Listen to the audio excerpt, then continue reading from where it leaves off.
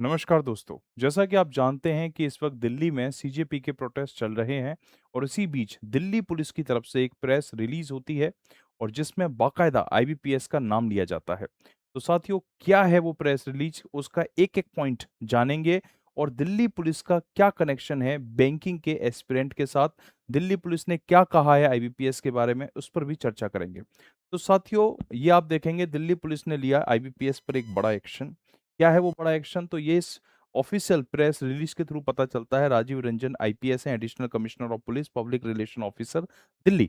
तो ये press release out होती है और अभी थोड़ी देर पहले ही आउट हुई है, लगभग 15 से 20 मिनट पहले। 24 जुलाई 2026 का ये प्रेस रिलीज है और इस प्रेस रिलीज में आप देखेंगे कि बाकायदा इन्होंने आईबीपीएस का जिक्र किया है। इस नोटिस में इन्होंने IBPS institute of banking personal selection का जिक्र किया है। तो इस पूरे नोटिफिकेशन का पॉइंट टू पॉइंट शाब्दिक मतलब मैं आपको बताने वाला हूं। तो ये है वो ऑफिशियल प्रेस रिलीज जो भी मैंने आपको दिखाया था। वो प्रॉपर शायद वो विजिबल नहीं होगा, लेकिन यहाँ आप पढ़ पाएंगे पूरा। दिल्ली पुलिस प्रेस विज्ञप्ति है जिसमें कहा गया है, सार्वजनिक परीक्षा अपराधों की जांच के लिए दिल्ली पुलिस ने विशेष टास्क फोर्स का गठन किया है। क्या है ये कोई फेक तो नहीं है? तो इसकी जांच भी की जा सकती है, ये आप देखेंगे। टाइम्स ऑफ इंडिया की ऑफिशियल वेबसाइट पर ये न्यूज़ सरफेस हो रही है। Delhi police forms special task force to probe paper leaks exam related offences.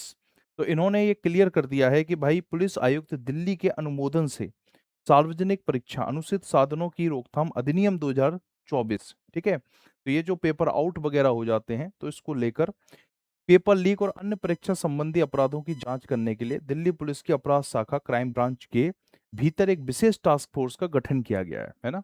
तो ये जो पेपर आउट की जो केसेस हैं वो नीट को लेकर हैं, लेकिन नीट के पेपर आउट होने की ये जो आग है, ये आग फैलते हुए अब आईबीपीएस तक भी आ चुकी है और दिल्ली पुलिस ने अपने रडार में आईबीपीएस को भी ले लिया है। और उन्होंने ऑफिशियल नोटिफिकेशन में ये मेंशन किया है कि आईबीपीएस का कहीं कोई पेपर आउट ना हो जाए। अगर पेपर आउट हो जाता है तो उस स्थिति में दिल्ली पुलिस अपनी एसओपी में मेंशन करके बैठी है कि भाई उसे क्या एक्शन लेना है। वो ये नहीं कहेंगे कि भाई हम तो नीट और एसएससी के लिए जवाबदेह हैं, अकाउंटेबल हैं, आईबीपीएस हमारा मैटर नहीं है। उन्होंने आईबीपीएस को भी इसमें शामिल किया है। आप ये देखेंगे इन्होंने आगे मेंशन किया है, एसटीएफ ये जो आपके सामने एग्जामिनेशन है, इन एग्जामिनेशंस पर नजर रखेगी।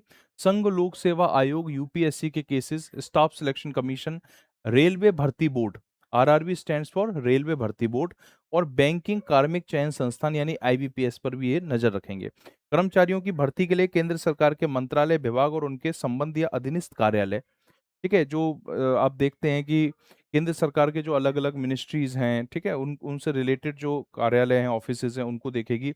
राष्ट्रीय परीक्षण एजेंसी, एनटीए, वही एनटीए जिसने नीट का एग्जाम कराया है, तो उसको भी अपने रडार में रखेंगे।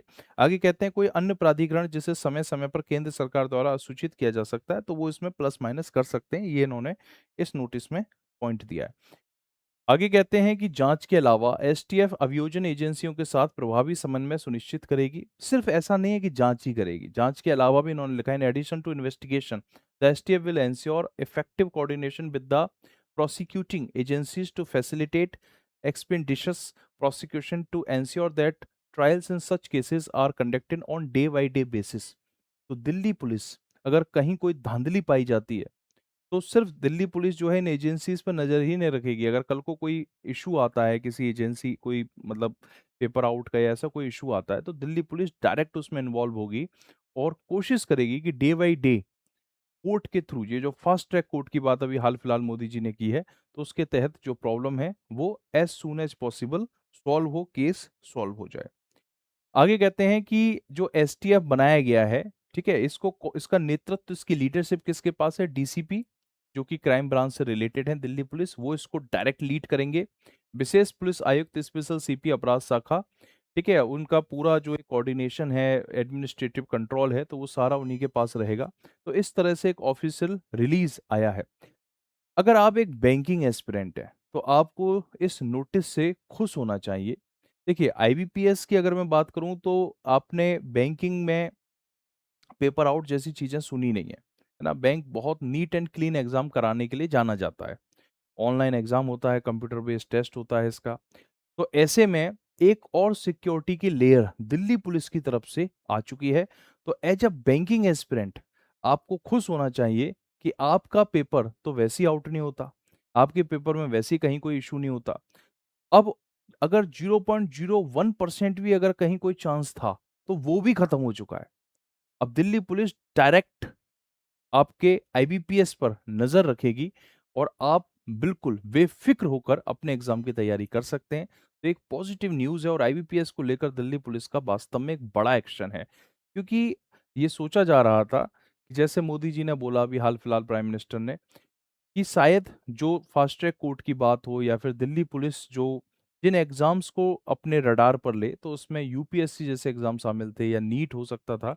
लेकिन उसमें उसने अपना दायरा बढ़ाया और एसएससी, रेलवे के साथ-साथ बैंकिंग एग्ज़ाम्स को भी शामिल किया है। तो ये एक तरह से बैंकिंग एस्पिरेंट के लिए एक इंश्योरेंस है। अच्छी तरह से आप तैयारी कीजिए और मैं आपको बता दूँ कि अभी आईबीपीएस पीओ और एसबीआई पीओ 2 नोटिफ़िकेशन आउट हो चुके हैं। आईबीपीएस पीओ को का फॉर्म अभी आप भर सकते हैं।